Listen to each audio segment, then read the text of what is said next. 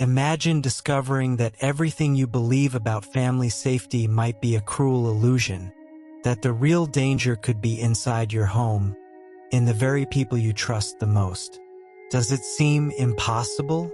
Get ready to question your certainties, because the dark truth behind many love stories is more terrifying than any nightmare you've ever had. And what if I told you that in less than 5 minutes, you'll be completely immersed in a mystery so shocking that it will forever change the way you see the world around you? The pale morning light crept through the half-closed curtains of the small house in Canton, Ohio. Caitlin Coons, just 17 years old, stared at the mirror with a cold expression. Her face, a mix of youthful innocence and despair, reflected the internal turmoil consuming her. In many ways, she was like any other teenager. She went to school, posted smiling photos on social media, and sought connections in a world that, to her, seemed increasingly distant and cruel. But behind this facade of normality, a troubled young girl was hiding, whose path to darkness was already set. She remembered the conversations she had online, especially with much older men who lurked in the shadows of her digital life. These Facebook friends, all well over 18, had an interest in Caitlin that went beyond mere friendship. They manipulated her, influenced her, dragged her deeper into the abyss. Her parents, unable to cope with her rebellion and self-destructive behaviors, handed her over to the system. Now, she lived under the custody of Stark County Children's Services, in a facility for emancipated youth. There, Caitlin learned to survive on her own, but each day brought new challenges, feeding a rage and resentment she could barely contain. The emotional scars she carried pushed her down a path of self-destruction. Anorexia, which slowly consumed her, was just one of the many forms of pain she inflicted on herself. Caitlin vaguely remembered the car accident that nearly killed her while she was high on fentanyl, a lethal drug devastating Ohio's youth. The memory was hazy, but the impact remained, a brain injury affecting her memory and emotions. She felt she was slowly losing control, slipping into a void that threatened to swallow her completely. It was during this downward spiral that Caitlin met Jonathan Jones, a 32-year-old man, in a hardware store. He appeared like a beacon in her darkness, a man who seemed to understand her in a way no one else could. The encounter was casual, but the consequences would be devastating. They exchanged phone numbers and started seeing each other regularly, a relationship that blossomed quickly but was rooted in rotten soil. Jonathan was much more than just a partner. He was her escape, her last chance to find some meaning in a world that betrayed her at every turn. The nights they spent together, away from society's judgmental eyes, were filled with intense conversations and promises of a better future.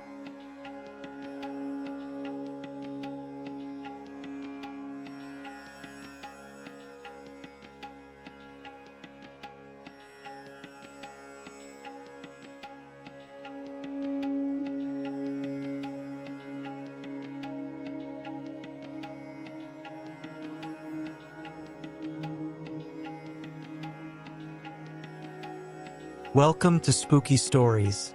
I'm Milo, your guide through the chilling and the unknown. Here, we dive into terrifying tales that will keep you on the edge of your seat. Join our community of thrill seekers, and let's explore the darkness together. If you're curious about how I keep my concentration, efficiency, performance, and mental health at their peak every day, I'm going to share with you 2 resources that I use daily in my video creation routine. First, breathing for sleep. This method is essential for my deep, restful nights, ensuring I wake up refreshed and ready to create high-quality content. And the best part? It's super easy to incorporate into your routine. And then there's the 7 seconds at-home ritual. This ritual is backed by 4 neuroscience studies and helps to supercharge my brain power, keeping my focus sharp throughout the entire day. Want to try these resources and feel the difference in your routine? The links are right here in the video description and pinned in the comments. Don't miss this chance to elevate your productivity and mental well-being. The hot wind blew through the dusty streets of Texas as Caitlin and Jonathan crossed the border into Mexico. The tension in the car was palpable. Each mile they traveled took them further from the crime scene they had left behind, but also closer to a new life, a life where they could rewrite their stories. Jonathan, at the wheel, kept his eyes fixed on the road, but it was clear that his mind was far away. Caitlin, in the passenger seat, nervously picked at her nails, her gaze lost on the horizon, but her heart was racing. The words of the border agent still echoed in her mind. "Do you have the necessary documentation to cross?" Caitlin, with a head full of confused memories and growing fear, tried to stay calm. She knew the situation was delicate. A 17-year-old girl traveling with a much older man would not go unnoticed. And indeed, it did not. The agents searched them, their suspicious eyes analyzing every detail. Jonathan tried to maintain his composure, but Caitlin noticed the sweat on his forehead, the tremor in his hands. As they were taken to the Mexican police station, reality began to weigh on them. Caitlin felt the panic rising in her throat as they were questioned about their ages, why they were together, and what they were doing there. She knew the truth, if discovered, would destroy them. But with a mix of fear and hopelessness, Caitlin began to speak. Her words were confused, broken by anxiety. She told about her relationship with Jonathan, about how they had met, about the difficulties they faced. But at no point did she mention what had really brought them there. The death of Nicole Jones, Jonathan's mother. During the interrogation, Caitlin began to realize how fragile her situation was. The translator on the other side of the table tried to understand the inconsistencies in her speech. Jonathan, beside her, was visibly shaken, his eyes avoiding hers. They were together, yet at the same time more distant than ever. The weight of the crime they had committed began to manifest in a real and inescapable way. Caitlin knew that the Mexican prison was just the beginning of her personal hell. At the end of the day, as they were taken back to their cell, Caitlin wondered how much time they had left before everything came to light. The walls of the cell were cold and dirty, and the silence inside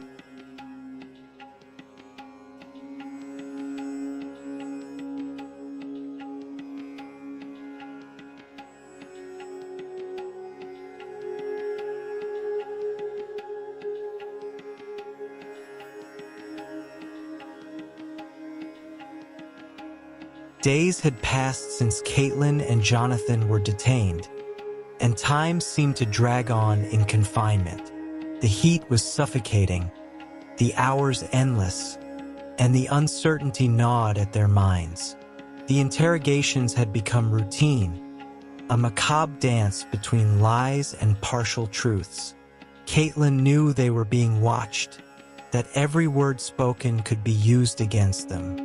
But something even more disturbing was growing inside her. The realization that Jonathan, the man for whom she had sacrificed everything, might not be the hero she had imagined. That afternoon, Caitlin was called for yet another interrogation. The room was small and dimly lit, and the tension in the air was almost palpable. The detective waiting for her on the other side of the table was calm, but there was something in his eyes that made her uncomfortable. He began asking questions about the trip, about the reasons that brought them to Mexico, about Jonathan. Caitlin tried to stay strong, but her answers began to waver. More and more, she felt the ground opening up beneath her feet. When the detective mentioned Nicole Jones, something inside Caitlin broke. She knew this moment would come, but nothing prepared her for the overwhelming guilt that consumed her. The detective looked her in the eyes and, in an almost gentle tone, asked, "Where is Nicole's body?" Caitlin froze. The words got stuck in her throat, and for a moment, silence was all that existed. She knew she could no longer run from the truth, but she also knew that confessing would mean the end of everything. Finally, with a trembling voice, Caitlin began to speak. She recounted how everything had happened, how Jonathan hesitated to kill his own mother, and how, in a moment of desperation and rage, she had committed the act herself. The words came out of her mouth like poison, each one heavier than the last. The detective listened in silence without interrupting, but Caitlin could see the change in his expression. He knew he was facing something horrible, something that should never have happened. When she finished speaking, Caitlin felt the weight of the confession fall on her like a ton of bricks. She had admitted the truth, but at what cost? The detective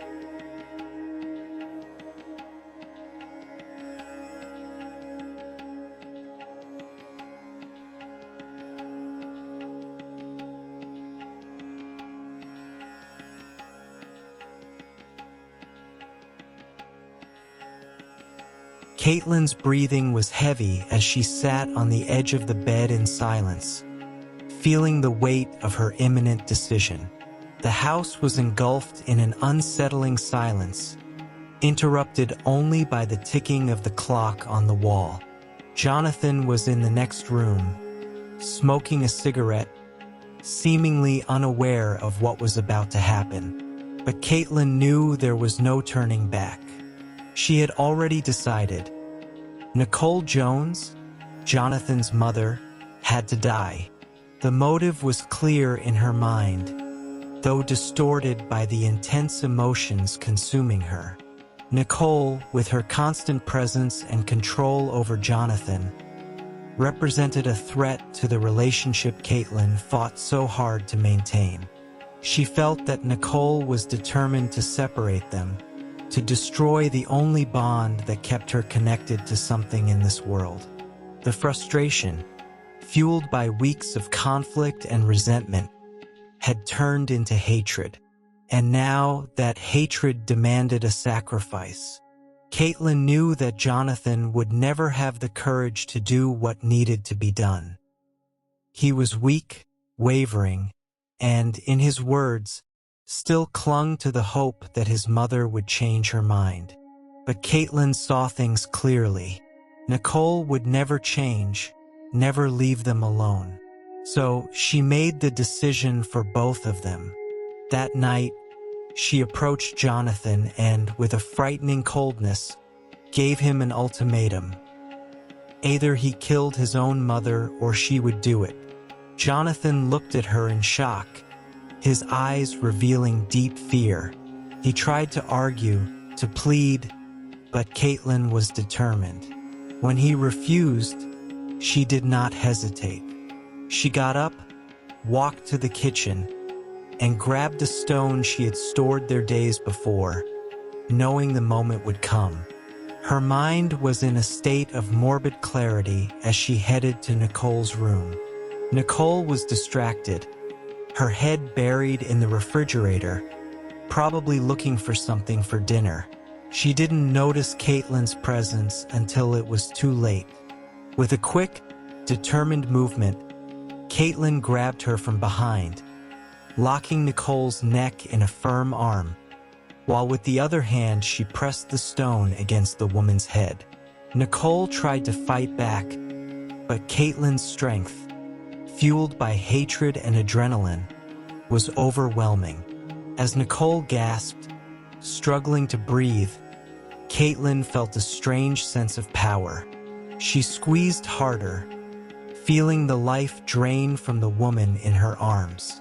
Nicole's desperate efforts manifested in desperate scratches on Caitlin's arms, but these soon weakened until, finally, Nicole was still. Caitlin, in a final act of brutality, raised the stone and struck Nicole's head repeatedly until blood covered the kitchen floor. The sound of the blows still echoed in her mind as Caitlin stepped back, watching Nicole's lifeless body. The sense of victory was brief and quickly replaced by a deep emptiness, but she knew she couldn't stop now. She wiped the blood from her hands and went to Jonathan, who stared at her in absolute shock, unable to process what had just happened. Caitlin ordered him to help her clean up the scene and dispose of the body. With coldness, they wrapped Nicole's body in a sheet, then covered it with a tarp they had bought on sale. Jonathan was in a state of shock, but followed Caitlin's instructions without question. They carried the body to the car, struggling with the weight and horror of what they were doing, and drove to a distant neighborhood, where they found a large dumpster. The last part was the hardest. Caitlin knew Jonathan was on the verge of a breakdown, so she took the initiative herself.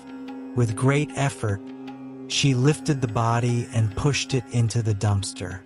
The sense of accomplishment was brief and soon replaced by a void that seemed to consume everything.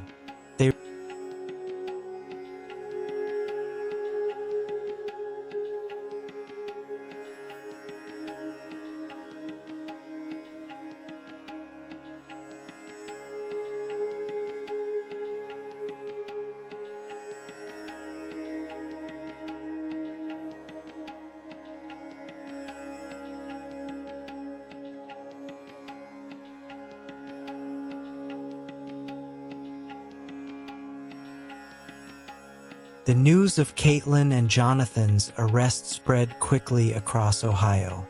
The sordid details of the crime began to emerge, painting a disturbing picture of a young girl lost in her own madness and a man who seemed to have lost the ability to distinguish right from wrong. The sensationalist media wasted no time turning the case into a spectacle, exploiting every macabre detail to feed the public's thirst for blood. Meanwhile, in prison, Caitlin was beginning to face the real consequences of her actions.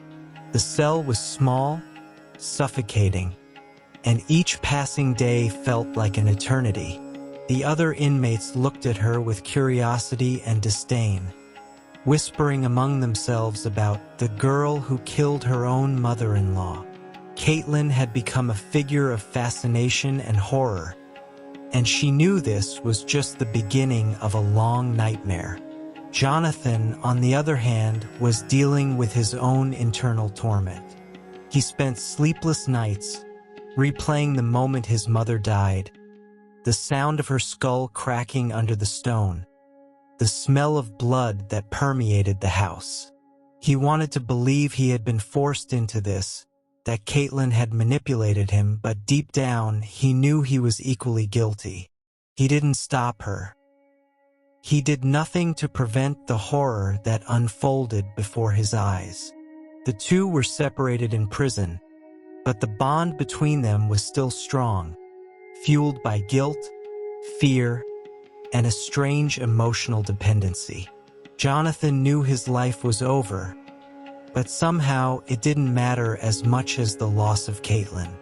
He had ruined everything for her, and now she was the only thing that remained.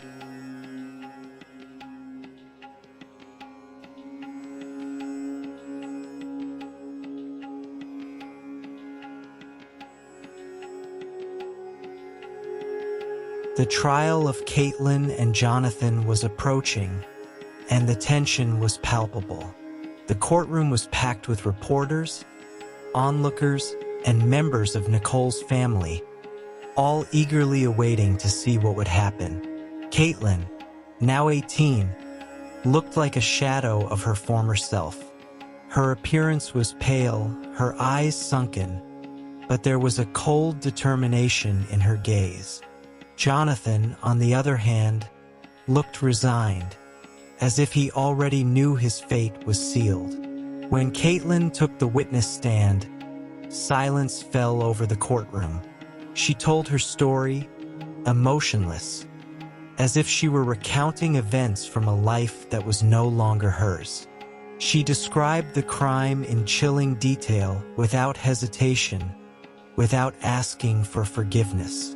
The room was in shock, but Caitlin didn't seem to notice. She had disconnected from the world, lost in her own darkness. Jonathan, in turn, tried to blame Caitlin for everything, but his attempt to absolve himself was met with skepticism by the jury. The evidence against him was strong, and his attempt to manipulate the narrative only reinforced the image of a cowardly man, unable to take responsibility for his actions. When the sentence was announced, life in prison with the possibility of parole after 25 years, both remained silent. There was nothing left to say. As they were taken back to their cells, Caitlin and Jonathan realized that their lives were over, that the love that united them was also what destroyed them. Nicole Jones, on the other hand, was still missing, her body likely buried somewhere forgotten.